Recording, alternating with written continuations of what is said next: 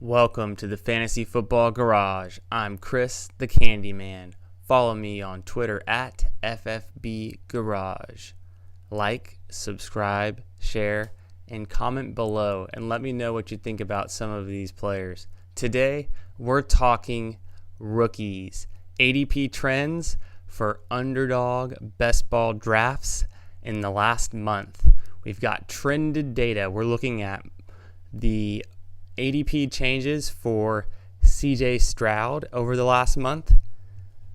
What we've got is 4 spots that he's fallen down boards, but generally the rookies are trending down. As we've talked in this series, rookies have been trending down since the combine, except some of the exceptional players at their pro days are getting a little bit more attention. Also, I would say CJ Stroud is relatively rising compared to the others in this group.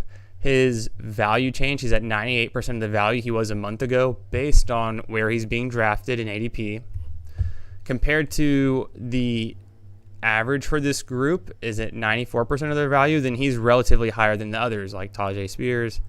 And then we get to Sean Tucker. He didn't test at the combine. He had a medical exemption, and apparently people don't like when you don't test at the combine. And so he has dropped 30 spots, and his value change over the last month is he's 82% of where he was back in the end of February.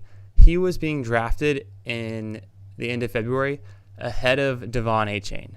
So definitely there's been a big swap there. Sean Tucker, one of the biggest rookie movers. Could there be, some trend reversal? Could there be a change, an overcorrection? Maybe he's oversold. We'll see where he lands. A lot of people are high on Sean Tucker.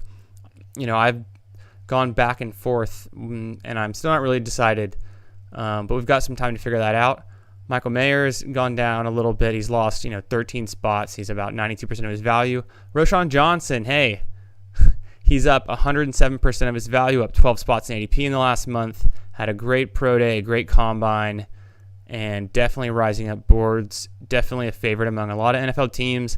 I'm seeing him mocked going to Dallas sometimes. And then rounding out this end of this group of 6, this is the top 13 to 18 rookies, is Tank Bigsby, and he's just been falling. And so overall in this group, we've got a lot of really talented running backs who will probably get some day 2 to day 3 draft capital. A lot of these guys I think will go day 2, and obviously CJ Stroud, who I think at this point is going first overall. And when we look further into what's going on week to week, we can see how kind of sentiment has changed. And so as news comes out, we can understand how that's going to affect or impact the ADP going forward.